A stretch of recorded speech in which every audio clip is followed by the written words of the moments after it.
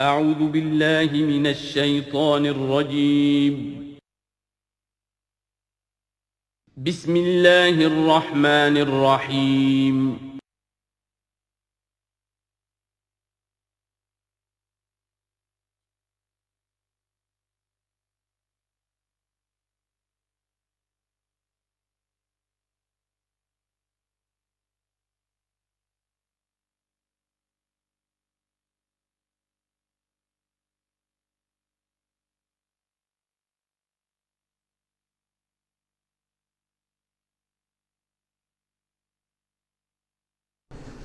الحمدللہ وکفی والصلاة والسلام علی عبادہ الذین اصطفیٰ، خصوصاً علی افضلہم وخاتم النبیین محمد الامین وعلی آلہ وصحبہ اجمعین. اما بعد فقد قال اللہ تبارک وتعالی کما ورد فی سورة المدثر: اعوذ باللہ من الشیطان الرجیم، بسم اللہ الرحمن الرحیم. یا ایہا المدثر قم فانذر وربک فکبر وثیابک فطہر والرجز فاہجر ولا تمنن تستکثر ولربک فاصبر. صدق اللہ العظیم. رب اشرح لی صدری ویسر لی امری واحلل عقدۃ من لسانی یفقہوا قولی. اللہم ربنا الہمنا رشدنا واعذنا من شرور انفسنا. اللہم ارنا الحق حقا وارزقنا اتباعہ وارنا الباطل باطلا وارزقنا اجتنابہ. اللہم ربنا زدنا ایمانا وہدا وعلما نافعا وعملا صالحا متقبلا. اللہم ربنا آنس وحشتنا فی قبورنا وارحمنا بالقرآن العظیم. اللہم اجعلہ لنا اماما ونورا وہدا ورحمہ. اللہم ذکرنا منہ ما نسینا وعلمنا منہ ما جہلنا وارزقنا تلاوتہ آناء اللیل واطراف النہار واجعلہ لنا حجتا یا رب العالمین. آمین. سورۃ المدثر کے بارے میں ایک روایت یہ بھی ہے کہ اس کی جو پہلی 7 آیات ہیں یہ پہلی وحی ہے جو حضور پر نازل ہوئی، اور یہ ایک چونکہ صحابی کی رائے ہے لہذا اس کا ذکر کرنا مناسب ہے. لیکن یہ کہ یہ کنسنسس جس پر ہے وہ یہی ہے کہ یہ پہلی نہیں ہے، بلکہ پہلی وحی جو آپ پر آئی وہ سورہ علق کی ابتدائی 5 آیات ہیں. مغالطہ اس وجہ سے ہوا ہے کہ سورہ علق کہ نزول کے بعد جو اس کی آیات ہے شروع کی 5 اور اغلباً سورہ نون کی پہلی 7 آیات، پھر سورہ مزمل کی 10 آیات، ان کے نزول کے بعد پھر کچھ وقفہ رہا ہے. اس وقفے کے دوران جو ہے حضور پر خاصی طبیعت کے اندر بے چینی کی کیفیت طاری رہی. آپ چاہتے تھے کہ جلد از جلد یہ قرآن نازل ہو، لیکن اللہ تعالیٰ کی اپنی ایک مشیت تھی، اپنی حکمت کے تحت اس نے اس کا نظام بنایا تھا. اسی دوران میں اللہ تعالیٰ نے حضرت اسرافیل کو حضور کی تعلیم پر مامور کر دیا تھا. یعنی تعلیم جو ہے حضور کی وہ دنیاوی طریقے سے نہیں ہوئی کہ کسی کے سامنے زانو تلمس طے کیا ہو، الف باتا سیکھا ہو اور پھر اس کے بعد کتابیں پڑھی ہو. نہیں، اس اعتبار سے آپ امی محض تھے، دی ان لیٹرڈ ون. ہم یہ نہیں کہیں گے کہ آپ معاذ اللہ ثم معاذ اللہ جاہل تھے، نہیں، لیکن یہ کہ آپ نے اس طریقے سے تعلیم حاصل نہیں کی تھی جیسے کہ دنیا میں ہوتی ہے. لیکن یہ کہ شوق جو قرآن مجید کا آپ کو تھا اس کی وجہ سے آپ کو جلدی، اور جب یہ وقفہ ہوتا تھا تو بہت شاق گزرتا تھا. اور تعلیم اس دوران میں ہو رہی ہے حضرت اسرافیل کے ذریعے. پھر وہ واقعہ پیش آیا جو پہلے بھی میں آپ کو بتا چکا ہوں کہ حضور فرماتے ہیں کہ اپنی اسی شش و پنج میں جب کہ مجھ پر صدمے کی کیفیت تھی، میں ایک روز غار حرا سے نیچے اتر رہا تھا کہ آواز آئی یا محمد. میں نے ادھر ادھر دیکھا، دائیں بائیں پیچھے، سامنے کوئی نظر نہیں آیا تو کچھ خوف سا طاری ہوا طبیعت پر، بربنائے طبع بشری. تھوڑی دیر چند قدم آگے گیا، پھر یا محمد، پھر وہی کیفیت ہوئی میرے ساتھ۔ اب زیادہ تشویش لاحق ہو گئی، کوئی نظر نہیں آ رہا، پکار رہا ہے کوئی۔ تیسری مرتبہ یا محمد کہا تو اچانک آپ کی نگاہ اٹھی تو حضرت جبرائیل، وہی فرشتہ کہ جو غار حرا میں آیا تھا، اس کو آپ نے دیکھا کہ وہ پورے افق پر اس طریقے سے ہے کہ پورا افق اس سے بھر گیا ہے، اصل ملک کی صورت میں دیکھا۔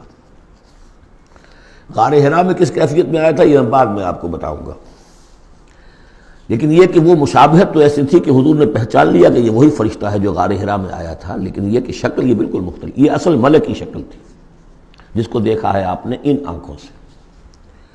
تو اس پر آپ پر دہشت طاری ہوئی ہے، اور آپ گھر آئے ہیں، اور آپ پر کپ کپ اسی طاری تھی جیسے پہلی وحی کے وقت ہوئی تھی کیفیت، وہی اس کے بعد بھی ہوئی ہے۔ پھر یہ سورہ مدثر کی یہ 7 آیات آپ پر نازل ہوئی ہے۔ تو اس حوالے سے یہ پہلی وحی ہے، لیکن پہلی وحی ہے پہلی فترت کے بعد، پہلا وقفہ جو ہوا وحی کے اندر، اس کے بعد پہلی وحی ہے۔ اور اس سے جیسا کہ میں آپ کو بتا چکا ہوں، آغاز ہوتا ہے حضور کی رسالت کا، جبکہ سورہ علق سے آغاز ہوا ہے حضور کی نبوت کا۔ آغاز نہیں کہنا چاہیے، ظہور ہوا ہے۔ نبی تو پیدائشی طور پر نبی ہوتا ہے، لیکن ظہور کا وقت ہوتا ہے جبکہ پھر وحی کا آغاز ہو۔ تو ظہور نبوت جو ہے وہ ہے سورہ علق کی آیات سے، اور یہ ہے در حقیقت کہ جس سے کہ آپ کی رسالت کا آغاز ہوا ہے۔ اس کا جوڑا تھا سورہ مزمل، وہ ہم نے پڑھ لیا۔ کم سے کم یہ چیز دیکھ لیجئے کہ ان دونوں کا بھی آغاز بالکل یا ایھا المزمل یا ایھا المدثر، اے کمبل میں لپٹ کر لیٹنے والے، اور اے لحاف میں یا کسی اور کپڑے میں لپٹ کر لیٹنے والے، قم، وہاں بھی قم، یہاں بھی قم، اب کھڑے ہو جاؤ۔ وہاں قیام اللیل، یہاں قیام النہار کہہ لیجئے اس کو۔ وہ رات کا قیام تھا، یہ دن کا قیام ہے۔ اس رات کے قیام سے آپ کے اندر روحانی ترقی کو بڑھانا مقصود تھا، تاکہ جو بھاری بوجھ آپ کے کندھوں پر یہ سورہ مدثر کی آیات کے حوالے سے آنے والا ہے، اگرچہ آپ معراج انسانیت میں پہلے سے فائز تھے، وَإِنَّكَ لَعَلَىٰ خُلُقٍ عَظِيمٍ، یہ تو ہم سورہ نون میں پڑھ چکے، لیکن یہ کہ اس بوجھ کو اٹھانے کے لیے عام انسانی اخلاق سے بھی بلندتر روحانی طاقت کی ضرورت تھی، اور وہ اسی طریقے سے پیدا ہو سکتی تھی کہ یہ قرآن مجید کو آپ خوب کوٹ کوٹ کر اپنے اندر اس کو داخل کیجئے، جذب کیجئے۔ رتل القرآن ترتیلا، ہیمر اٹ ڈاؤن۔ حالانکہ کتنا قرآن اس تک نازل ہوا تھا، مطلب repeat repeat and repeat and repeat, جیسے آپ زور زور سے کسی چیز کو ہیمر کرنے کے لیے ٹھوک رہے ہیں تو اس کو ہیمر کرتے ہیں۔ تو میں تو یہی لفظ استعمال کرتا ہوں، قرآن کو hammer it down into your heart, آپ کے دل میں، آپ کے پورے وجود میں یہ سرات کر جائے، جس کو اقبال نے خوبصورتی سے کہا، چوں بجاں در رفت جاں دیگر شود، جب جان کے اندر یہ قرآن سرایت کرتا ہے۔ اب یہ جو سورہ مدثر ہے، اس میں البتہ اس کی پہلی 3 آیات بڑی اہم ہیں، اور اس کو اچھی طرح سمجھ لیجئے۔ ایک ایک آیت کو سمجھیے، یا ایھا المزمل یا ایھا المدثر، ان دونوں سے ایک بات سمجھ لیجئے کہ حضور کی زندگی کا ایک خاص دور ہے جو ان کے پس منظر میں ہے، جب آپ پر غور و فکر کا، سوچ بچار کا غلبہ ہو گیا تھا۔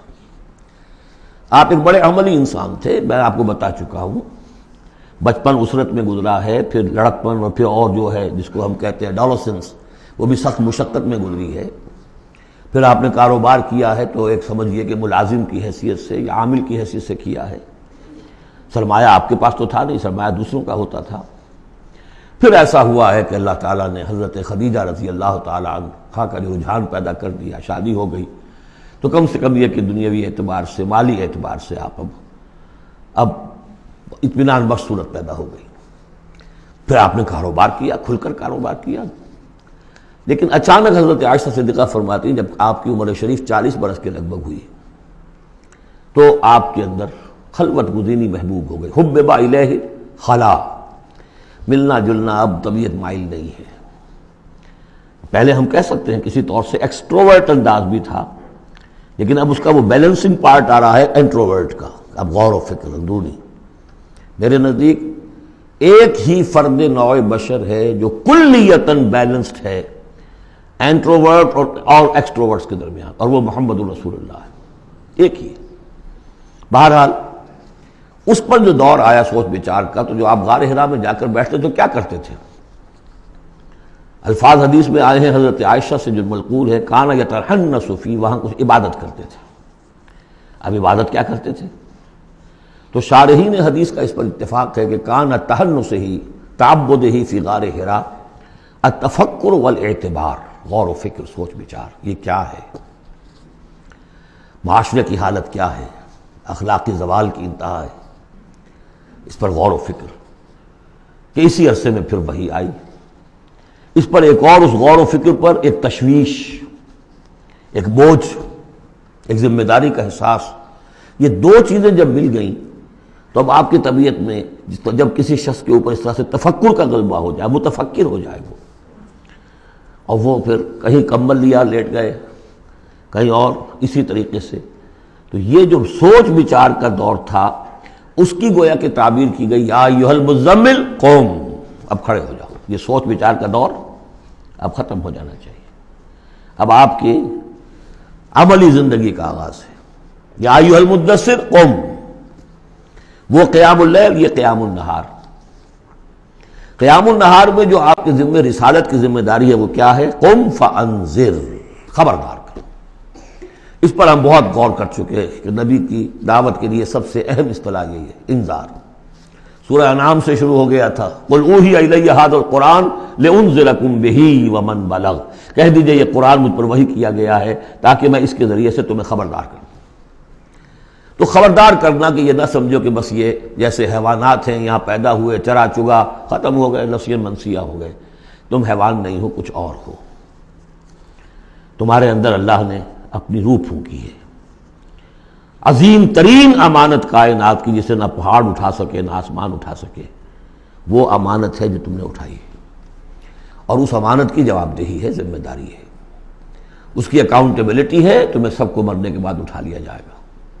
واللہ لتموتن کما تنامون ثم لتبعثن کما تستيقظون ثم لتحسبن بما تعملون ثم لتجزون بالاحسان احسانا وبالسوء سوءا وانها لجنة ابدا او نار ابدا۔ یہ ہے انذار، نبی کی دعوت کا نقطہ آغاز انذار آخرت۔ لیکن اس کا ہدف کیا ہے؟ اس کا ہدف جو ہے کوئی خانقاہی نظام بنانا نہیں ہے، اس کا ہدف صرف کوئی تعلیم و تعلم کا نظام قائم کرنا نہیں ہے۔ ہدف کیا ہے؟ ربک فکبر، اپنے رب کو بڑا کرو۔ کیا مطلب ہے؟ رب تو بڑا ہے، کیا بڑا کریں گے؟ اس کی بڑائی مانی نہیں جا رہی، اس کے خلاف بغاوت ہے۔ ظہر الفساد فی البر والبحر، اس کی بڑائی منواؤ، اس کی بڑائی نافذ کرو۔ اسی کے لیے یہی لفظ ہے، وہ نیوکلیس ہے، جس سے کہ پھر سمجھیے بیج ہے یا گٹھلی ہے، جس سے کہ تمام الفاظ نکلے ہیں۔ اقامت الدین، دین کو قائم کرو، لِیُظْہِرَہُ عَلَى الدِّینِ کُلِّہ، تاکہ اس دین حق کو تمام کے تمام نظام دین پر، نظام زندگی پر نافذ کیا جائے، غالب کیا جائے۔ مختلف اصطلاحات ہیں۔ لِتَکُونَ کلمۃ اللہ العلیٰ، تاکہ اللہ کی بات سب سے اونچی ہو جائے۔ وَیَکُونَ الدِّینُ کُلُّہُ لِلَّہ، دین کل کا کل اللہ کے لیے۔ یہ سب کیا ہے؟ تکبیر رب، وَرَبَّکَ فَکَبِّر۔ تو یہ تین آیتیں اس اعتبار سے کہ حضور کا ایک خاص دور، تدبر، تفکر، پھر فکر مندی، یہ بھی بتا دیا تھا ورقہ ابن نوفل نے۔ اب دیکھیے انہیں صحابی نہیں سمجھا جاتا، کیوں؟ کہ ان کا انتقال فوراً ہو گیا تھا، اس کے بعد جب رسالت کا حکم آیا ہے اس وقت وہ موجود نہیں تھے۔ تصدیق کی ہے انہوں نے، نبوت کی تصدیق کی ہے، ان کا یہ وہی ناموس ہے۔ جب حضرت خدیجہ لے کر گئی حضرت ورقہ کے پاس کہ عمزاد میرے چچا کے بیٹے، ذرا دیکھیے یہ آپ کے بھائی کو کیا ہوا ہے، کیا تجربہ انہیں پیش آیا ہے، وہ کہا کیا تم نے دیکھا؟ آپ نے بیان کیا کہ ہاں یہ وہی ناموس ہے جو موسیٰ پر اور عیسیٰ پر نازل ہوا تھا، اور کاش کہ میں اس وقت تک زندہ رہوں جب تمہاری قوم تمہیں اس شہر سے نکال دے گی۔ تو اتنے پریشان ہوئے حضور، حیران ہوئے، اب مخرجیہم، کیا وہ مجھے یہاں سے نکال دیں گے؟ توقع ہی نہیں۔ وہ تو مجھ سے بڑی محبت کرتے ہیں، میرے قدموں تلے اپنی نگاہیں بچھاتے ہیں، ہر جگہ مجھے خوش آمدید کہا جاتا ہے، کیسے ممکن مجھے نکال دیں گے؟ کہا کہ نہیں، یہ پیغام جس کے ذمے بھی آیا ہے اس پیغام کا پہنچانا، اس کی قوم اس کی دشمن ہو جاتی ہے۔ تو اب یہ تشویش ہے نا حضور کو۔ یہ دور ہے در حقیقت یا ایھا المزمل قم یا ایھا المدثر قم۔ اب یہ جوڑے ہونے کا کانسیپٹ بھی سامنے ہو گیا، وہ قم اللیل ہے اور یہ قم فی النہار ہے۔ یہاں دعوت اور رسالت کا معاملہ ہے، کیونکہ ان آیات کے نزول سے قبل ابھی آپ کو اپنی دعوت کی تبلیغ کا حکم ملا ہی نہیں تھا، تو چونکہ ورقہ ابن نوفل کا انتقال ہو گیا، ان کا شمار جو ہے صحابہ میں نہیں ہوتا۔ اب اس کے بعد مزید جو آیات ہیں، وَثِيَابَكَ فَطَهِّرْ، اپنے کپڑوں کو پاک کر رکھنے کا اہتمام کیجیے۔ اب ان کی بہت صوفیانہ طرز پہ بھی تعبیر کی گئی ہے۔ ثیاب سے مطلب جو ہے وہ کپڑے نہیں ہے صرف، بلکہ دل بھی ہے۔ وَالرُّجْزَ فَاجُر، ہر قسم کی گندگی سے، گندگی ظاہری ہو اور یا باطنی ہو۔ باطنی گندگی ہے کہ اللہ کے سوا کسی اور سے لو لگی ہوئی ہو، اس شرک کو اندر سے کاٹیے، اور کوئی نجاست ہے تو اس کو باہر سے صاف کیجیے۔ وَلَا تَمْنُن تَسْتَكْثِرْ، اور دیکھیے ایسا نہ کیجیے کہ کسی پر احسان دھرے کہ آپ کو جواب میں اس سے بھلا خیر کوئی ملے۔ آدمی کرتا ہے میں دے رہا ہوں، یہ ملے گا واپس، یہ بھی کبھی دے گا، آپ اس کو زیادہ چاہنے کی توقع میں نہ دیجیے۔ یہ تو عام ترجمہ کیا گیا ہے، لیکن مجھے پسند ہے جو مولانا اصلاحی صاحب نے ترجمہ کیا ہے، وَلَا تَمْنُن، منن کے معنی توڑنے کے بھی ہوتے ہیں، کاٹ دینا۔ وَلَا تَمْنُن، دیکھو اپنی اس جد و جہد کو، اپنی اس جو بھی آپ کے ذمہ فرض منصبی عائد کیا گیا ہے، اس کے ضمن میں اپنی کوشش کو منقطع نہ کر دینا، جو بھی حالات ہوں جاری رکھنا۔ تستکثر، بہت بڑے نتیجے نکلیں گے انشاءاللہ، کثرت کے ساتھ آپ کو وقت تو لگے گا، لیکن یہ کہ پھر آپ کا جو ہے بول بالا ہوگا۔ وَلِرَبِّكَ فَاصْبِرْ، اور اپنے رب کے لیے صبر کیجیے۔ اور یہ میں عرض کر چکا ہوں، صبر کے ساتھ لام آ جائے تو انتظار کیجیے، اپنے رب کے حکم کا انتظار کیا کیجیے، جو بھی حکم آئے اس پر عمل کیجیے۔ یہ 7 آیات ہیں۔ تو یوں سمجھیے کہ اس سورت کا ایک خاص جو ہے مناسبت قائم ہوتی ہے سورہ علق سے۔ پہلے حصے میں تو حضور سے یہ خطاب آ گیا، مکمل ہو گیا 7 آیات میں۔ اب اس کے بعد 3 آیات میں قیامت کا نقشہ کھینچا گیا۔ فَإِذَا نُقِرَ فِي النَّاقُورِ، جب سور میں پھونکا جائے گا، فَذَلِكَ يَوْمَئِذٍ يَوْمٌ عَسِيرٌ، تو وہ دن بہت سخت دن ہوگا۔ عَلَى الْكَافِرِينَ غَيْرُ يَسِيرٌ، کافروں پر وہ ہلکا نہیں ہوگا۔ یہ وہی دن ہے جس کے بارے میں سورہ مزمل میں ہم پڑھ چکے ہیں، یوم یجعل الولدان شیبا السماء منفطر بہ، پھٹ پڑنے کو ہے آسمان اس کے ساتھ، اور وہ دن ایسا ہے کہ جو بچوں کو بوڑھا کر دے گا۔ اور تیسرا حصہ وہی ذرنی، جیسا کہ سورہ مزمل میں بھی ہم دیکھ چکے، سورہ نور میں بھی دیکھ چکے، وَذَرْنِي وَمَنْ خَلَقْتُ وَحِيدًا، چھوڑیے مجھ کو اور اس کو جس کو میں نے بنایا ہے اکلوتا، اکیلا۔ اس کے بارے میں اجماع ہے کہ یہ آیات جو ہیں ولید بن مغیرہ کے لیے نازل ہوئی۔ بڑی جائیدادیں تھیں اس کی دونوں شہروں میں، قریتین عظیم، جو ایک مکہ اور ایک طائف، ٹوین سٹیز تھی، اور اس کی جائیداد، اس کے باغات، پیسے بہت، اللہ نے اولاد بہت دی تھی، خود یہ اکلوتا تھا اپنے ماں باپ کا، وحیدہ بنایا میں نے اسے، اکیلا تھا وہ۔ وَجَعَلْتُ لَهُ مَالًا مَمْدُودًا، اور اسے میں نے بہت سا مال دے دیا جو پھیلا ہوا مال ہے، شہروں کے اندر جائیداد ہے بکھری ہوئی ہے۔ وَبَنِينَ شُهُودًا، اور بیٹے میں نے دیے اسے جو اس کے نگاہوں کے سامنے رہتے ہیں۔ یہ بھی کسی شخص کی توانگری اور مرفہ الحالی کی علامت ہے کہ بیٹے اس کی نگاہوں کے سامنے ہوں، وہ ایکسپورٹ نہ ہو گئے ہوں امریکہ اور یورپ، معلوم ہوا کہ وہ تو گئے ہوئے ہیں بیٹے، ان کو دیکھنے کو بھی آنکھیں ترستیاں ہیں، سمجھے آپ، وہ تو پھر معلوم ہوا کہ کوئی بڑی ہی پتلی حالت ہے۔ شہودہ، بیٹے سامنے موجود ہیں۔ وَمَهَّدتُّ لَهُ تَمْهِيدًا، میں نے اس کے لیے خوب بستر بچھا دیا تھا، خوب تمہید کی تھی۔ ثُمَّ يَطْمَعُ أَنْ أَزِيدَ، پھر وہ یہ چاہتا ہے کہ میں اور بھی دوں اسے، کلا، بس اب نہیں۔ إِنَّهُ كَانَ لِآيَاتِنَا عَنِيدًا، یقیناً وہ ہماری آیات کا مخالف اور دشمن بن گیا۔ وہ یہ تھا کہ ذہین بھی بہت تھا یہ شخص، اور یہ محسوس کرتا تھا کہ جو وہ محمد کہہ رہے ہیں ٹھیک ہے، لیکن یہ کہ یہ ساری میری جائیدادیں، میرے رشتے، میری دوستیاں، میری چودراہٹ، اس سب کا رسک میں کیسے لے لوں؟ تو یہی وہ شخص ہے جو سب سے زیادہ کمپرومائز کے لیے آپ پر زور ڈالتا تھا کہ محمد اس طرح نہ کرو، کچھ نہ کچھ اپنی بات منوا لو، کچھ لوگوں کی مانو۔ یہ جو رفٹ پڑ رہی ہے، a house divided amongst itself can not stand, Quraysh جو ہیں آپس میں تقسیم ہو جائیں گے تو پھر ہماری حیثیت کیا رہے گی؟ بہت مدبر انسان تھا، ایسا نہیں تھا کہ تو یہ اس کی ساری ذہانت اور فطانت جو ہے، جس کو آپ ورلڈلی وائز کہتے ہیں، وہ بہت ذہین تھا اس اعتبار سے، اس دنیا کے حوالے سے۔ اور وہی شخص تھا، تو اس کا معاملہ یہ ہوا کہ ایک مرتبہ یہ کہیں گفتگو ہو رہی تھی بیٹھ کر چوپال میں کہ کیا کہیں ہم میں سے کوئی کہتا ہے یہ جادوگر ہے، کوئی کہتا ہے یہ شاعر ہے۔ باہر سے لوگ آتے ہیں، وہ جب سنتے ہیں مختلف قول تو وہ پریشان ہو جاتے ہیں، وہ سمجھتے ہیں کہ یہ خود پریشان ہے۔ جب یہ مختلف الخیال ہیں تو چلو میں خود جا کے اس شخص سے مل کر دیکھوں وہ کیا ہے۔ تو اس سے بہتر یہ کہ ہم ایکا کریں، ایک بات کہیں۔ تو اب یہ کہ کیا کہیں، اس پر مسئلہ پیدا ہو گیا۔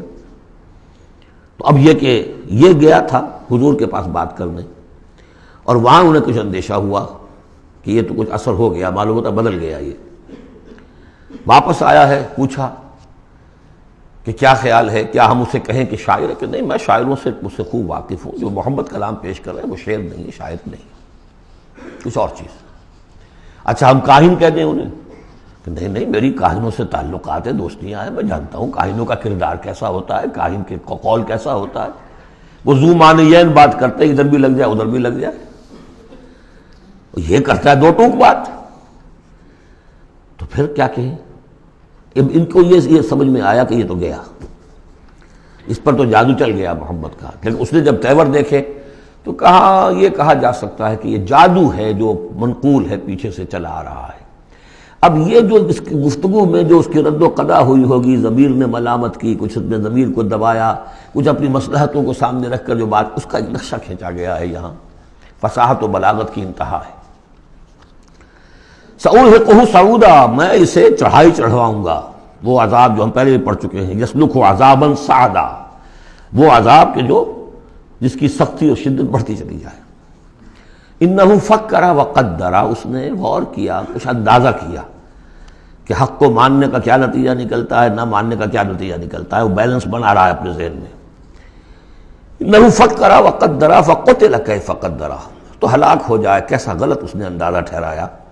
ثم قتل کیف قدر، پھر ہلاک ہو جائے، کیسا غلط اندازہ ٹھہرایا۔ ثم نظر، پھر اس نے ذرا دیکھا، جیسے کہ کہہ رہا غور و فکر، لوگ دیکھیں غور و فکر کر رہا ہے۔ ثم عبس وبصر، پھر ذرا وہ اپنا منہ بسورا اور ماتھے کے اوپر بھی کچھ وہ بل لے آیا۔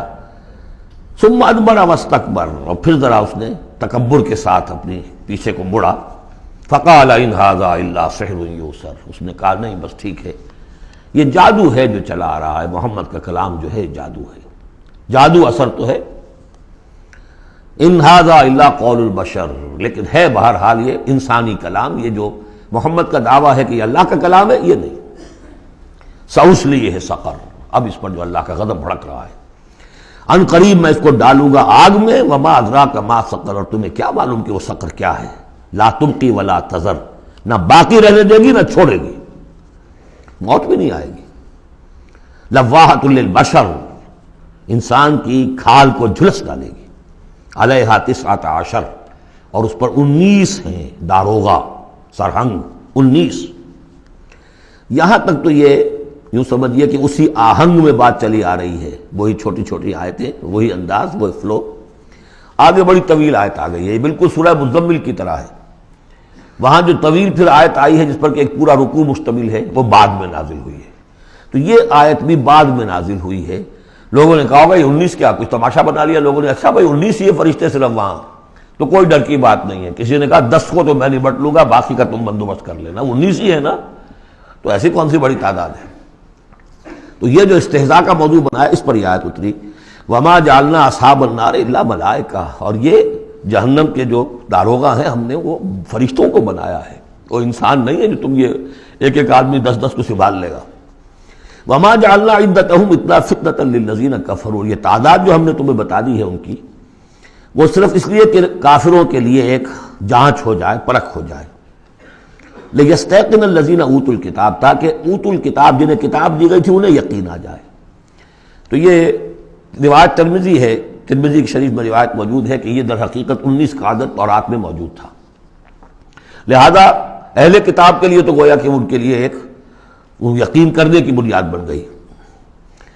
لیستیقن الذین اوتوا الکتاب ویزداد الذین آمنوا ایمانا، اہل ایمان کے تو ایمان میں اضافہ ہوگا، وہ تو جو بھی اللہ کی طرف سے وحی پڑھ کر سنائیں گے محمد رسول اللہ، ان کا ایمان کامل ہے، ان کے ایمان میں اضافہ ہوگا۔ ولا یرتاب الذین اوتوا الکتاب والمؤمنون، اور تاکہ نہ شک میں پڑے نہ تو وہ اہل کتاب جن کو پہلی کتاب دی گئی تھی اور نہ مسلمان، وَلَيَقُولَ الَّذِينَ فِي قُلُوبِهِم مَرَضٌ، اور تاکہ کہیں وہ لوگ جن کے دلوں میں روگ ہے، جو حق کو ماننا نہیں چاہتے، وَالْكَافِرُونَ، اور کافر جو طے کر چکے ہیں کہ ہم نے کسی صورت ماننا ہی نہیں ہے۔ ماذا اراد اللہ بہذا، مسئلہ یہ کیا اللہ نے 19 کا آزاد کر کے کیا مراد ہے اس سے؟ کذالک یضل اللہ من یشاء، اسی طرح اللہ تعالیٰ گمراہ کر دیتا ہے جس کو چاہتا ہے، ویہدی من یشاء، اور ہدایت دیتا ہے جس کو چاہتا ہے۔ وما یعلم جنود ربک الا هو، اور تیرے رب کے جو لشکر ہیں انہیں تو کوئی جانتا ہی نہیں سوائے اس کے۔ وما ہی الا ذکر للبشر، اور یہ جو آیات قرآنیہ ہیں، یہ مؤنث آیا ہے تو آیات کے اوپر اس کو لے جائیے، یہ کچھ نہیں ہے سوائے اس کے کہ انسانوں کے لیے یاد دہانی ہے، نصیحت ہے، تذکیر ہے، تذکرہ ہے۔ اب یہ 31ویں آیت تھی کہ جو اتنی لمبی تھی، وما جعلنا اصحاب النار الا ملائکہ سے شروع ہو کر یہ صاحب بتا رہا ہے کہ اس کا اسلوب مختلف ہے، یہ یا مدنی دور کی ہے یا یہ کہ بہرحال یعنی یوں سمجھیے کہ ہجرت سے متصل قبل کی، جیسے وہ آیت میں آپ کو بتا چکا ہوں۔ اب یہاں سے پھر وہی آہنگ شروع ہو رہا ہے جو پہلے تھا، کلا والقمر واللیل اذ ادبر والصبح اذا اسفر انہا لإحدی الکبر، کیوں نہیں، قسم ہے چاند کی، اور قسم ہے رات کی جبکہ وہ پیٹھ موڑے، پیٹھ پھیرے جانے لگے، والصبح اذا اسفر، اور قسم ہے صبح کی جبکہ وہ روشن ہو جاتی ہے، روشن کر دیتی ہے۔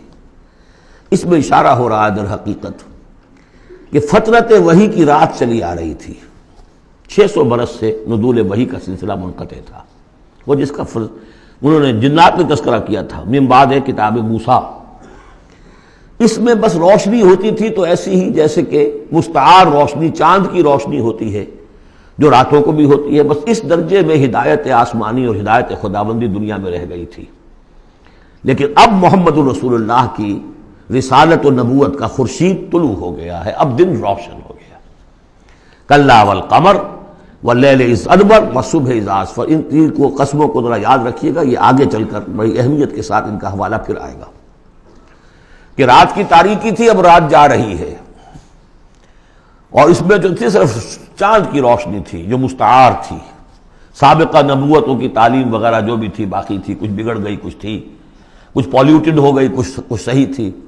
اب سورج طلوع ہو گیا، والصبح اذا اسفر انہا لإحدی الکبر، اور اب یہ ایک بہت بڑی باتوں میں کی ایک بات ہے، نبوت محمدی کو معمولی بات نہیں، رسالت محمدی انہا لإحدی الکبر نذیرا للبشر، خبردار کرنے کے لیے انسانوں کے لیے، لمن شاء منکم ان یتقدم او یتأخر، جو بھی تم میں سے چاہے کہ وہ آگے بڑھے یا پیچھے رہ جائے۔ ابو بکر آگے بڑھے، ابو لہب پیچھے رہ گیا، ہمیشہ کے لیے پیچھے رہ گیا۔ حمزہ اور عمر ذرا تھوڑی دیر کے بعد آ گئے، درجات ہیں، لمن شاء منکم ان یتقدم او یتأخر، جو بھی تم میں سے چاہے تقدم کرے، آگے بڑھے، صدیقیت کا مقام حاصل کر لے، جو شخص چاہے ذرا اور تھوڑی دیر انتظار کر کے آئے گا، والذین تبعوہم بإحسان کے درجے میں آئے گا، سابقون الاولون کے درجے سے نکل جائے گا۔ اور پھر یہ کہ اس کے بعد ایسے بھی ہوں گے کہ جن کو بالکل ہمت ہی نہیں ہوگی، وہ واقعتاً مستقل طور پر کفر میں رہ گئے۔ لمن شاء منکم ان یتقدم او یتأخر کل نفس بما کسبت رہینہ، ہر جان جو کچھ کہ اس نے کمایا ہے اس کے عوض رہن ہے، اسے وہ چیز اب وصول کرنی ہوگی، الا اصحاب الیمین، سوائے ان کے کہ جو داہنے والے ہوں گے، جنہیں دیا جائے گا ان کا اعمال نامہ داہنے ہاتھ میں، فی جنات یتساءلون، وہ جنتوں میں ہوں گے، ایک دوسرے سے پوچھتے ہوں گے، عن المجرمین، گناہ گاروں کے بارے میں، ما سلککم فی سقر، تم لوگوں کو کس چیز نے جہنم میں ڈالا، تم لوگ کیوں اس جہنم کے اندر پڑے؟ قالوا لم نک من المصلین، وہ کہیں گے کہ ہم نہیں تھے نماز پڑھنے والے، وَلَمْ نَكُ نُطْعِمُ الْمِسْكِينَ، اور ہم نہیں تھے مسکین کو کھانا کھلانے والے، وَكُنَّا نَخُوضُ مَعَ الْخَائِضِينَ، اور ہم تو ایسے ہی بس مذاق ہی میں لگے رہے، بال کی کھال اتارتے رہے، ہم نے سنجیدگی سے سوچا ہی نہیں۔ وَكُنَّا نُكَذِّبُ بِيَوْمِ الدِّينِ، اور سب سے بڑھ کر یہ last but not the least, ہم جزا و سزا کے دن کا انکار کرتے رہے، حتی اتانا الیقین، یہاں تک کہ موت کا وقت آ گیا۔ فما تنفعهم شفاعۃ الشافعین، تو اب ان کے لیے ہرگز نفع بخش نہیں ہوگی شفاعت کرنے والوں کی کوئی شفاعت۔ فما لهم عن التذکرۃ معرضین، تو کیا ہو گیا ان کو؟ یہ تذکرہ، یہ ذکر، یہ قرآن جو محمد پیش کر رہے ہیں صلی اللہ علیہ وسلم، اسے اعراض کیوں کر رہے ہیں؟ کأنہم حمر مستنفرہ، حمر مستنفرہ، ایسے ہیں کہ جیسے یہ گدھے ہیں جو بدک گئے ہیں۔ فرت من قسورہ، شیر کو دیکھا ہو کبھی آپ نے، دیکھا ہوگا ٹیلی ویژن وغیرہ پر، تو افریقہ کا نقشہ دکھایا جاتا ہے کہ ذرا شیر کی آہٹ دیکھتے ہیں اور پھر زیبرے جس طرح بھاگتے ہیں دبڑ دبڑ دبڑ کرتے ہوئے، ان کا پورا غول جو ہوتا ہے، تو وہ نشان، وہ ہے اصل میں کہ یہ لوگ جو ہے اس طریقے سے کأنہم حمر، تو زیبرے بھی گدھے ہی ہیں نا، کأنہم حمر مستنفرہ فرت من قسورہ، کسی شیر کو دیکھ کر وہ بھاگتے۔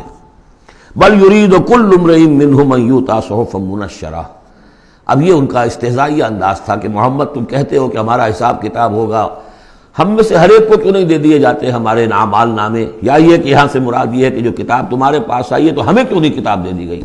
کھلے ہوئے صحیفوں میں ہم میں سے ہر شخص کے پاس کتاب آ جاتی۔ کلا بل لا یخافون الآخرہ، ہرگز نہیں، یہ جو باتیں بنا رہے ہیں یہ اس لیے کہ آخرت کا خوف نہیں ہے ان کے دل میں۔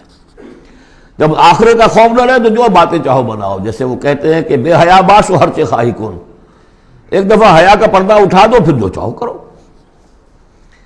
کلا انہ تذکرہ، ہرگز نہیں، یہ تو بس ایک یاد دہانی ہے، نصیحت ہے۔ فمن شاء ذکرہ، جو چاہے اس سے نصیحت اخذ کر لے۔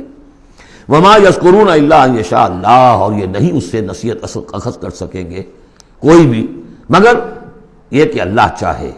ہوا اہل التقوی و اہل المغفرہ، وہ ڈرنے کے لائق بھی ہے اور وہی مغفرت کا مجاز بھی ہے، جس کو چاہے وہ مغفرت کر سکتا ہے۔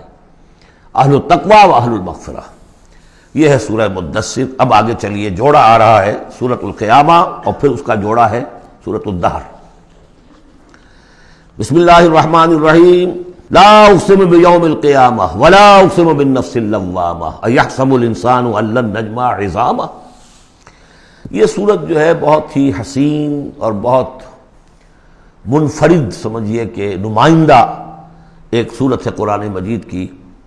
اس کا جو خطاب کا انداز ہے، جو میں نے شروع میں آپ کو جو انٹروڈکٹری لیکچرز دیے تھے، کہ اس کا اسلوب جو ہے وہ خطابت کا ہے۔ قرآن کو ہم کہہ سکتے ہیں کہ it's a collection of divine orations، اللہ تعالیٰ کے خطبات، مجموعہ خطبات الہیہ۔ تو مختلف مواقع پر جیسے کہ خطیب کو خطبہ دیتا ہے تو اس طریقے سے اللہ تعالیٰ نے یہ صورتیں نازل کی ہیں۔ حضور پڑھ کر سناتے تھے تو آپ کا انداز بھی خطیبانہ ہوتا تھا۔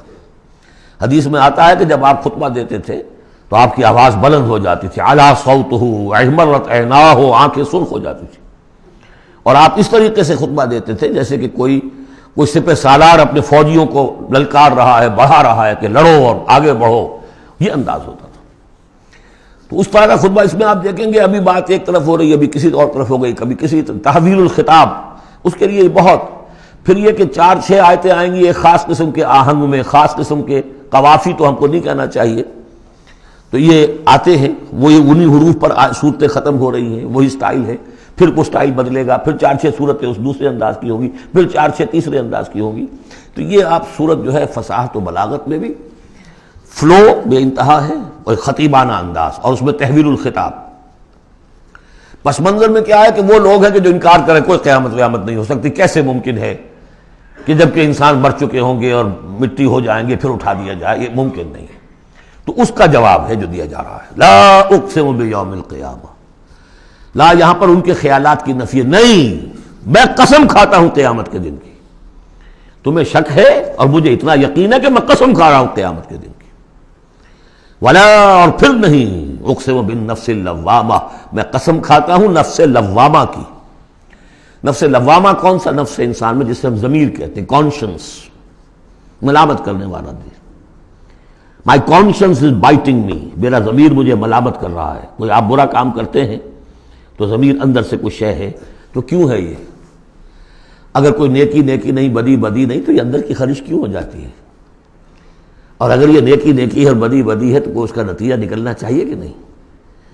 یعنی پہلی آیت جو ہے وہ تو اسی طرح کی ہے جیسے سورہ تغابن میں ہم نے پڑھا تھا، قل بلا وربی لتبعثن ثم لتنبؤن بما عملتم، اس میں دلیل کوئی نہیں ہے، اذعان ہے، ایک شخص اپنے یقین کو دلیل کے طور پر پیش کر رہا ہے، اور یہ اس پر سارا دار و مدار ہے۔ کون شخص ہے؟ ایسا شخص کہ جس سے کبھی کوئی جھوٹ کا تجربہ کسی کو نہیں ہوا، وہ کہہ رہا ہے، سیرت و کردار جو ہے محمد رسول اللہ کی، وہ گویا کہ دلیل کی حیثیت رکھتی ہے اس قول کے پیچھے۔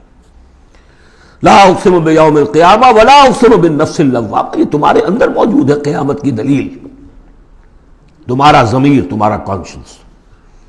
ایحسب الانسان ان لن نجمع عظامہ، کیا انسان یہ گمان کرتا ہے ہم اس کی ہڈیاں جمع نہیں کر سکیں گے؟ بلا قادرین، کیوں نہیں، ہم پوری طرح قادر ہیں، علی ان نسوی بنانا، یہاں کنہ محذوف سمجھنا چاہیے، بلا کنہ قادرین علی ان نسوی بنانا، بس کہ ہم اس کی ایک ایک پور کو برابر کر دیں گے۔ بل یرید الانسان لیفجر امامہ، اصل سبب جو ہے آخرت کے انکار کا وہ یہ ہے کہ انسان چاہتا ہے کہ فسق و فجور جس کا عادی ہو گیا اسے جاری رکھے، حرام خوری چھوڑنی نہیں، جس عیش کا خوگر ہو گیا ہوں اس کو چھوڑ نہیں سکتا، قیامت کو مانوں گا تو پھر دیکھنا پڑے گا کیا غلط ہے، کیا صحیح ہے، کیا جائز ہے، کیا ناجائز ہے۔ اس لیے جیسے کہ بلی کو دیکھ کر کبوتر آنکھ بند کر لے، اب ظاہر بات ہے کہ وہ بلی تو نہیں ختم ہو جائے گی، در حقیقت یہ قیامت سے آنکھیں چراتے ہیں، آنکھیں بند کر رہے ہیں، اس لیے کہ انہیں پتا ہے کہ ہم نے کیا آگے بھیجا ہے اور آگے بھی کرنے کا وہی ارادہ ہے۔ بل یرید الانسان لیفجر امامہ یسأل ایان یوم القیامہ، پوچھتا ہے بڑے استہزائی انداز میں، اچھا جی کب ہوگا یہ قیامت کا دن؟ تو جواب بھی اسی انداز میں ہے، یوم ہم علی النار یفتنون کی طرح۔ فرمایا فاذا برق البصر، جب وہ قیامت آئے گی نگاہیں چندیا جائیں گی، خسف القمر، چاند بے نور ہو جائے گا، یا یہ کہ چاند دھس جائے گا سورج کے اندر، وجمع الشمس والقمر، اور سورج اور چاند یکجا کر دیے جائیں گے۔ یہ جو ہے کشش ثقل کا جو باہمی ثقل ہے ان کروں کا، اس کے نظام میں ذرا سی کہیں گڑبڑ ہو اور پھر تو یہ سب کے سب ایک دوسرے سے ٹکرائیں گے۔ فَإِذَا بَرِقَ الْبَصَرُ وَخَسَفَ الْقَمَرُ وَجُمِعَ الشَّمْسُ وَالْقَمَرُ يَقُولُ الْإِنسَانُ يَوْمَئِذٍ أَيْنَ الْمَفَرُّ، یہی انسان اس دن کہے گا ہے کوئی جگہ بھاگ جانے کی؟ کلا، نہیں، لا وزر، کوئی ٹھکانہ نہیں ہے، الی ربک یومئذ المستقر، اس دن تو تمہیں اپنے رب ہی کے حضور میں جا کھڑے ہونا ہے۔ یُنَبَّأُ الْإِنسَانُ یومئذ بما قدم وأخر، اور جتلا دیا جائے گا انسان کو اس دن جو کچھ اس نے آگے بھیجا ہوگا، جو پیچھے چھوڑا ہوگا۔ ہم اعمال نیک ہوں یا بد ہوں اس کا کچھ حصہ آگے بھیج دیتے ہیں اپنی زندگی میں، کچھ اس کے پیچھے جو اثرات چلتے ہیں اس کا حساب بھی بعد میں جاری رہتا ہے، وہ ڈیبٹ کریڈٹ جو ہے ہمارے کھاتے میں ہوتا رہے گا۔ تم نے یہ نیک کام شروع کیا تھا، آگے آگے پھیل رہا ہے، تو جو اور اس کام میں شریک ہے ان کا اجر بھی رہے گا، وہ پورا رہے گا، ان کے اجر میں سے کمی نہیں ہوگی، لیکن اتنا ہی حساب آپ کے کام میں بھی درج ہوتا رہے گا۔ اسی طریقے سے کسی نے برا کام شروع کیا تھا، جب تک جہاں تک اس کے اثرات جائیں گے تو انسان کو بتا دیا جائے گا یہ تو آپ نے اپنی موت سے پہلے آگے ہی بھیج دیا تھا، یہ تو آپ کے وہ اعمال ہیں، اور یہ ذرا وہ ہے پیچھے اس کے جو اثرات ہیں۔ بل الانسان علی نفسہ بصیرہ، اور انسان کو تو جتلانے کی ضرورت بھی نہیں ہوگی کہ بتایا جائے، ہر انسان کو خود معلوم ہوگا کہ میں کتنے پانی میں ہوں۔ انسان اپنے نفس پر خود بصیرت رکھتا ہے۔ وَلَوْ أَلْقَىٰ مَعَاذِيرَ، چاہے کتنے ہی وہ بہانے پیش کرے۔ ہوتا ہے کہ انسان کو شخص جو ہے بڑا چرب زبان ہے اور وہ اپنے آپ کو بالکل ریشنلائز کر لیتا ہے اپنے طرز عمل کو، میں نے ٹھیک کیا، صحیح کیا، کوئی غلط بات نہیں ہے، کوئی عذرات موجود ہیں، تو معترضین کی تو زبان بند ہو جاتی ہے، اب کچھ نہیں کہہ سکتے، لیکن یہ کہ اس کا دل اس کو بتا رہا ہوتا ہے کہ تو جھوٹا ہے۔ بل الانسان علی نفسہ بصیرہ ولو القیٰ معاذیرہ لا تحرک بہ لسانک لتعجل بہ، عجلت والا مضمون یہ بالکل ابتدا میں یہاں آیا تھا۔ اے نبی آپ اس قرآن کے، اب دیکھیے اب گفتگو حضور سے شروع ہو گئی، ابھی تک انسان جو منکرین تھے ان کی بات ہو رہی تھی، شروع میں امامہ، عظامہ، قیامہ، اور اس کے بعد بصر، قمر، مفر، وزر، مستقر، اب یہ پھر اس کے بعد بصیرہ، معاذیرہ، اب اس کے بعد اور بدل رہے ہیں۔ لا تحرک بہ لسانک لتعجل بہ، آپ اس قرآن کے ذریعے سے قرآن کے ساتھ اپنی زبان کو تیزی سے حرکت نہ دیں کہ جلدی سے آپ اس کو یاد کر لیں۔ ان علینا جمعہ وقرآنہ، ہمارے ذمے ہے اس کو جمع کر دینا اور پڑھوا دینا، جمع بھی کر دینا کہ اس میں سے کوئی حصہ جو ہے آپ بھولیں نہیں، اور قرآن بھی اس کی ترتیب بھی ہم بتاتے جائیں گے کہ اب جو وحی آئی ہے اس کو کہاں رکھنا ہے تاکہ اس کی ترتیب معین ہو جائے۔ فَإِذَا قَرَأْنَاهُ فَاتَّبِعْ قُرْآنَهُ، پھر جب ہم پڑھوائیں اس کو جس ترتیب سے، اسی کی پیروی کیجیے گا۔ یہ ترتیب وہ ہے ترتیب مصحف جس کے تحت کے قرآن مرتب کیا گیا، اور ہم مانتے ہیں کہ یہ ترتیب نزول کی نہیں ہے، نزول کے ساتھ ہی اللہ تعالیٰ کا حکم آتا تھا کہ اب یہ وہی فلاں جگہ ہوگی۔ ثم ان علینا بیانہ، پھر ہمارے ذمے ہے اس کو واضح کر دینا بھی، جیسے کہ ہم دیکھ چکے ہیں قرآن مجید کی تبیین کرتا ہے۔ سورہ نساء میں 2 احکام کے بارے میں آئے گا، یستفتونک، اور حالانکہ وہ حکم آ چکا ہے سورہ نساء میں پہلے، لیکن لوگوں نے سوال کیا قل اللہ یفتیکم فی الکلالہ، تو جاؤ اللہ واضح کر دیتا ہے، تم پر ابھی واضح نہیں ہوئی کلالہ کی بات، لو واضح کر دیتا ہے۔ تو قرآن کے اندر بھی بعد میں واضح کر دی گئی چیزیں، اور یہ کہ پھر حدیث جو ہے سب سے بڑی شے ہے کہ جو اس کی بیان کرنے والی ہے۔ جو انزلنا الیک الذکر لتبین للناس ما نزل الیہم، یہ ذکر ہم نے اے محمد آپ پر نازل کیا ہے تاکہ آپ واضح کریں اس کو ان لوگوں کے لیے جن کے لیے ہم نے اسے نازل کیا ہے۔ نازل آپ پر کیا ہے، صرف آپ کے لیے تو نہیں کیا ہے آپ پر، نازل کیا ہے لوگوں کے لیے۔ اب ان کو واضح کرنا، اس کے اندر کہیں اگر کوئی اشکال ہو تو اسے حل کرنا، کہیں کوئی اگر اجمال ہے تو اس کی تفصیل بیان کرنا، یہ آپ کا کام۔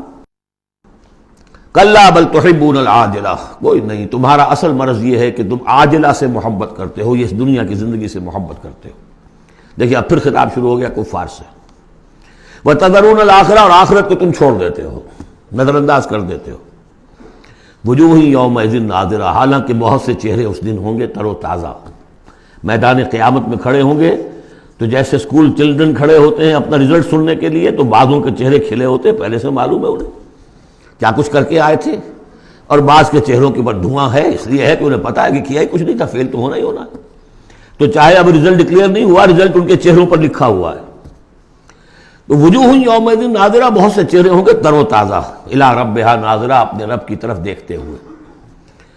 اس میں بعض لوگوں نے یہ کہا ہے کہ ناظرہ سے مراد ہے انتظار کر رہے ہوں گے اپنے رب کی رحمت کا، اس لیے کہ رؤیت باری تعالیٰ جو ہے وہ تو ممکن نہیں ہے کہ میدان حشر میں ہو جائے، لیکن میرے نزدیک انہی حضرات کی رائے زیادہ صائب ہے جو سمجھتے ہیں کہ رؤیت ہوگی۔ اہل ایمان کو عین میدان حشر میں بھی ایک درجے کی رؤیت باری تعالیٰ سے مشرف کیا جائے گا، یہ مضمون آ جائے گا سورہ مطففین میں واضح ہو جائے گا۔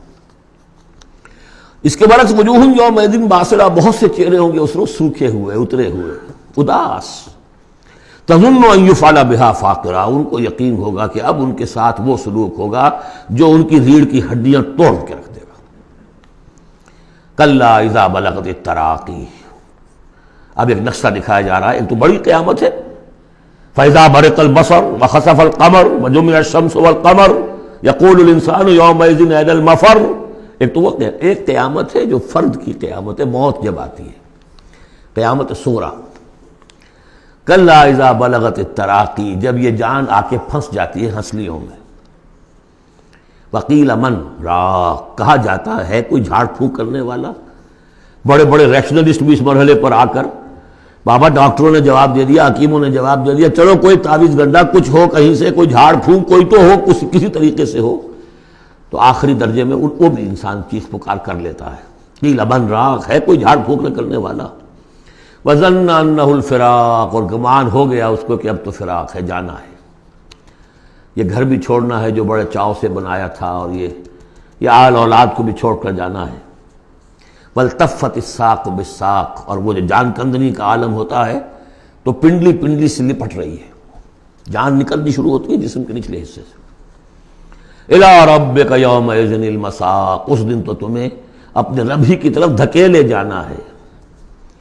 پھر بدل گئے قوافی، فلا صدق ولا صلی، تو نہ اس نے تصدیق کی نہ نماز پڑھی، ولیکن کذب وتولی، بلکہ جھٹلا دیا اور پیٹھ موڑ لی۔ تصویر لفظی ہے جو نقشہ اس وقت ہوتا تھا۔ ثم ذهب الی اہلہ یتمطى، اور پھر چلا اپنے گھر والوں کے پاس اکڑتا ہوا جا رہا ہے، حضور کی بات کو تو نظر انداز کر دیا، امشو، چلو چلو یہاں سے، واصبروا علی آلہتکم، صبر کرو، جا کے جمے رہو اپنے آلہہ پر۔ ذهب الی اہلہ یتمطى اولی لک فاولی ثم اولی لک فاولی، افسوس ہے تجھ پر، اور افسوس ہے تجھ پر، اور پھر افسوس ہے تجھ پر، اور پھر افسوس ہے تجھ پر۔ ایحسب الانسان ان یترک سدی، کیا انسان یہ سمجھتا ہے کہ اسے یوں ہی چھوڑ دیا جائے گا، کوئی باز پرس نہیں، کوئی حساب کتاب نہیں، کوئی جواب طلبی نہیں، کوئی اجر نہیں، کوئی سزا نہیں، کوئی جزا نہیں۔ الم یکن نطفۃ من منی یمنا، کیا نہیں تھا وہ ایک گندے پانی کی بوند جو ٹپکائی گئی؟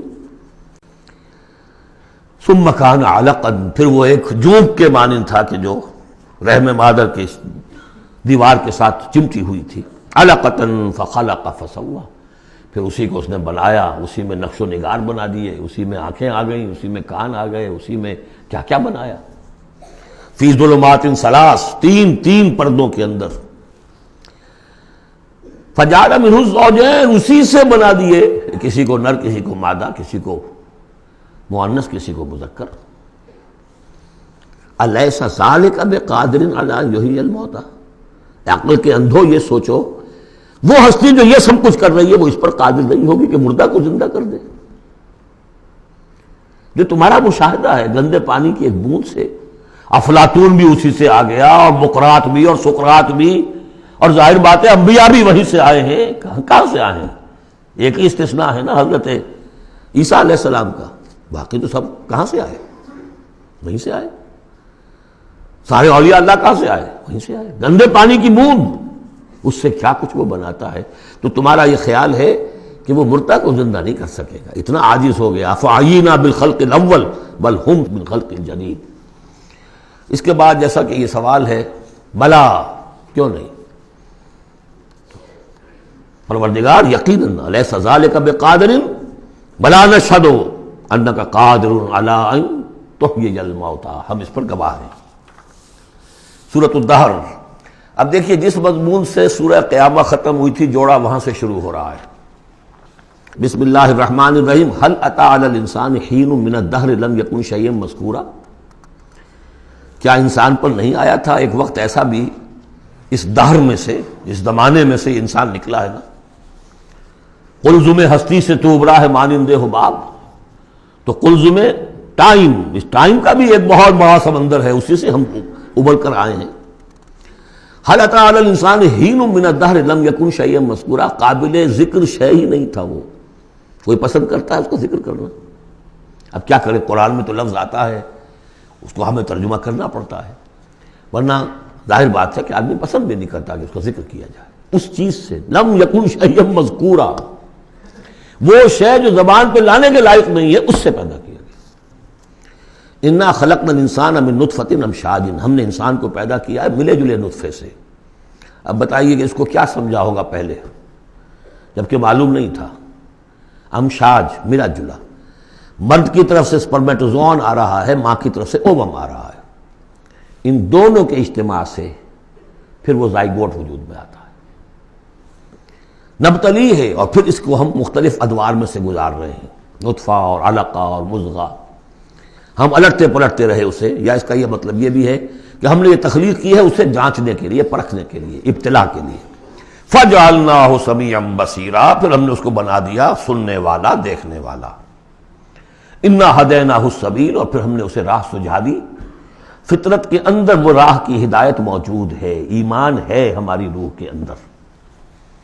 هَدَيْنَاهُ السَّبِيلَ، ہم نے وہ راستہ دکھایا ہوا ہے اس کو، اندھا بہرا نہیں بھیجا دنیا کے اندر، ایک اسے ظاہری آنکھ دی ہے، ایک باطنی آنکھ بھی دی ہے اسے، روح پھونکی ہے اس میں۔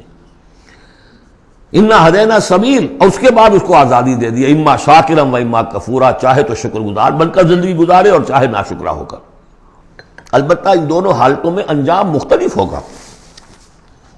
انا اعتدنا للکافرین سلاسل واغلالا وسعیرا، کافروں کے لیے ہم نے تیار کر رکھی ہے زنجیریں اور طوق اور دہکتی ہوئی آگ۔ اس کے برعکس ان الابرار یشربون من کاس کان مزاجھا کافورا، ہمارے نیکوکار بندے جو ہوں گے وہ پیئیں گے اس پیالے میں سے جس میں کافور کی ملونی ہوگی، شراب طہور اور اس میں کافور ملی ہوئی۔ عینا یشرب بہا عباد اللہ یفجرونہا تفجیرا، اور یہ چشمہ ہوگا جس کے پاس بیٹھ کر، جس کے کنارے بیٹھ کر پیئیں گے اللہ کے بندے، اور وہ اس چشمے کو جس طرح چاہیں گے اپنے اپنے علاقوں کے اندر اس کی شاخیں نکال کر لے جائیں گے۔ یوفون بالنذر، وہ نذر کو پورا کرتے ہیں، وَيَخَافُونَ يَوْمًا كَانَ شَرُّهُ مُسْتَطِيرًا، اور ڈرتے رہتے ہیں اس دن سے جس کا کہ شر پھیل جانے والی شے، قیامت کا دن۔ وَيُطْعِمُونَ الطَّعَامَ عَلَىٰ حُبِّهِ مِسْكِينًا وَيَتِيمًا وَأَسِيرًا، اور کھانا کھلاتے ہیں وہ اس کی محبت پر یا اس کی محبت کے علی الرغم۔ دونوں ترجمے اس کے، اللہ کی محبت میں کھلاتے ہیں کھانا، یا اس کھانے یا مال کی محبت کے علی الرغم کھلاتے ہیں۔ نفس میں تو اس کے بخل ہے، شوق ہے، لیکن یہ کہ اس شوق کے خلاف وہ کام کر رہا ہے، حل چلا رہا ہے اپنے اس دل کے اندر۔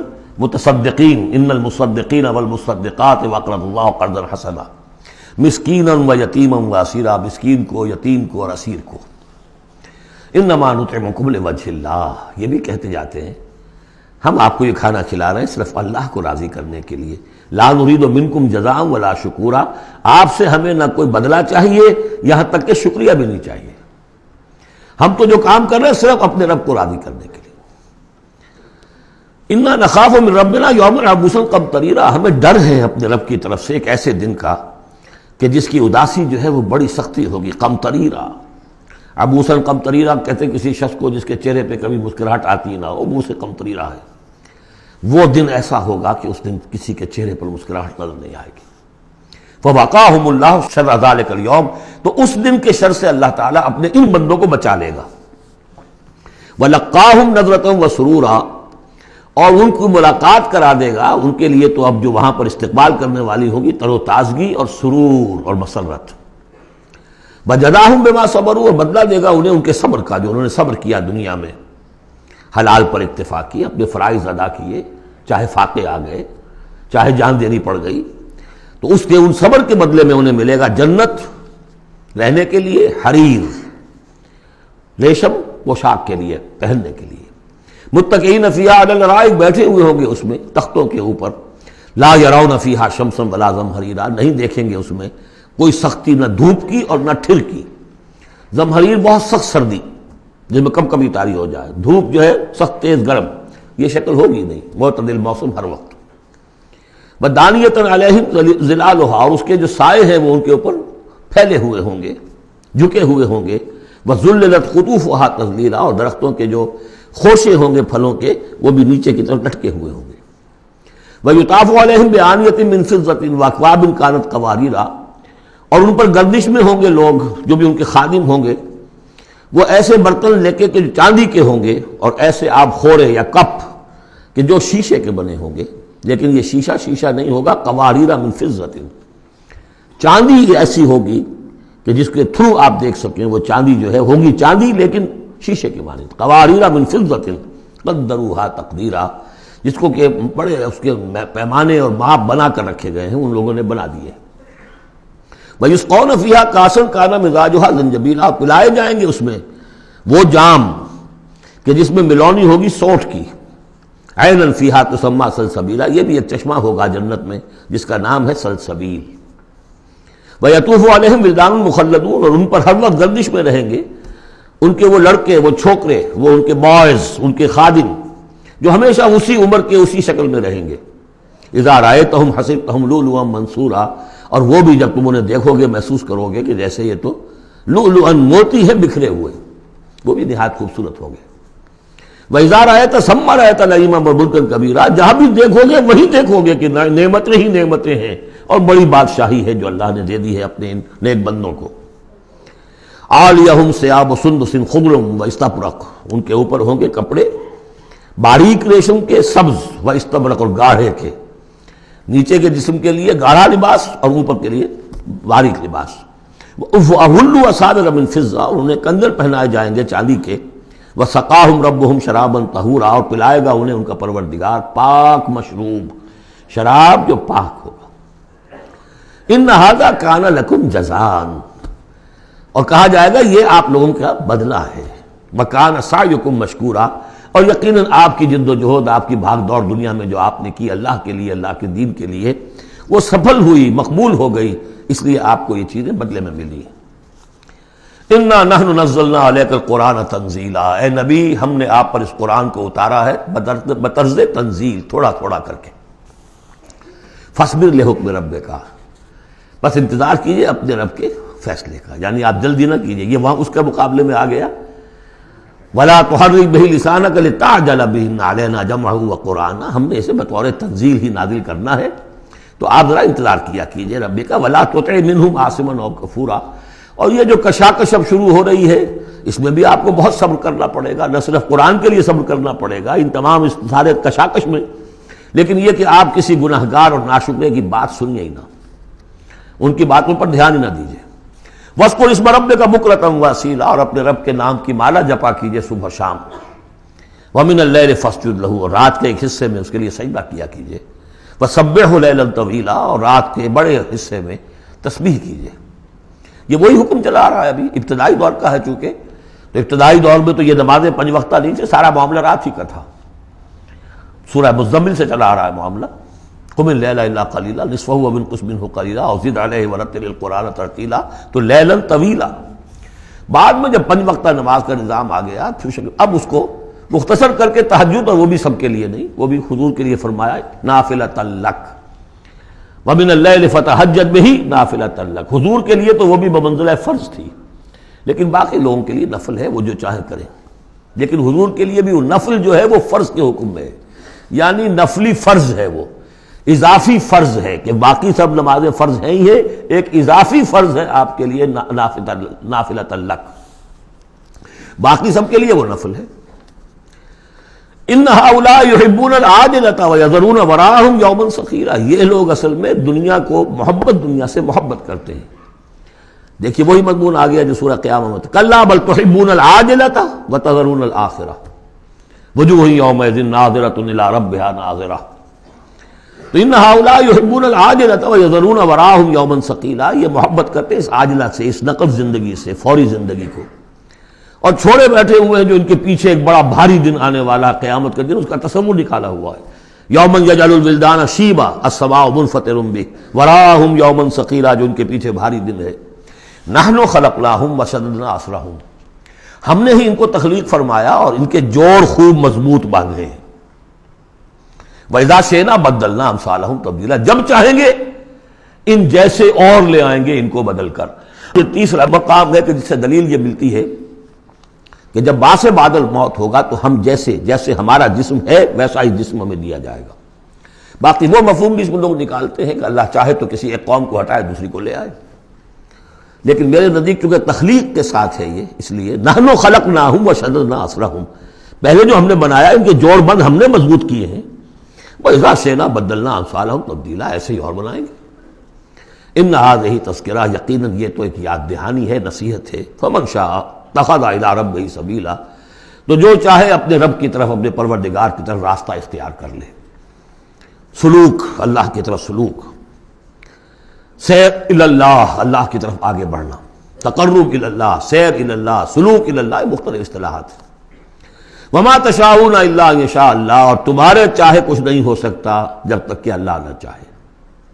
ان اللہ کان علیما حکیما، یقینا اللہ تعالی سب کچھ جاننے والا ہے، کمال حکمت والا۔ یدخل من یشاء فی رحمتہ، وہ داخل کرے گا اپنی رحمت میں جس کو چاہے گا۔ اب اس میں یشاء کا فاعل یہ بھی ہو سکتا ہے جو چاہے گا کہ داخل ہو، یعنی ومن اراد الآخرۃ وسعى لها سعيها وهو مؤمن، جس شخص نے آخرت کو اپنا اصل مقصود بنا لیا اور اس کے لیے محنت کی ویسی جیسی کہ اس کے لیے محنت کی جانی چاہیے اور وہ مومن ہو، فاولئک کان سعیہم مشکورا، ان کی سعی اور جہد جو ہے اللہ کے ہاں قبول ہوگی۔ تو دونوں اس کے ترجمے ہو سکتے ہیں، اللہ چاہے گا، اور ظاہر بات ہے کہ کوئی بھی کام ہو چاہے اس دنیا کا ہو آخرت کا ہو، ان دونوں مشیتوں کے ملنے سے ہوتا ہے۔ میں نے چاہا کہ اس شے کو اٹھاؤں، اللہ کا اذن ہوا تو میں اٹھا سکتا ہوں، ورنہ نہیں۔ تو کوئی کام بھی ہم نہیں کر سکتے۔ میں نے آپ سے عرض کیا تھا اہل سنت کے ہاں ہمارے اعمال بھی مخلوق ہیں اللہ کے، واللہ خلقکم وما تعملون، اللہ نے تمہیں بھی پیدا کیا اور جو تمہارے عمل ہیں ان کو بھی پیدا اللہ کرتا ہے۔ ہم کاسب اعمال ہیں اپنے نیت اور ارادے کی وجہ سے، لیکن خالق اعمال اللہ ہی ہے۔ وما تشاءون الا ان یشاء اللہ ان اللہ کان علیما حکیما یدخل من یشاء فی رحمتہ والظالمین اعد لهم عذابا علیما۔ باقی رہ گئے ظالم، گناہگار، مشرک، ان کے لیے تو اس نے خوب تیار کیا ہوا ہے بہت ہی دردناک، المناک، تکلیف دہ عذاب۔ اللہم اعذنا من ذالک، اللہم اجرنا من ذالک، ربنا تقبل منا انک انت السمیع العلیم وتب علینا انک انت التواب الرحیم۔ بارک اللہ لی ولکم فی القرآن العظیم ونفعنی وإیاکم بالآیات والذکر الحکیم۔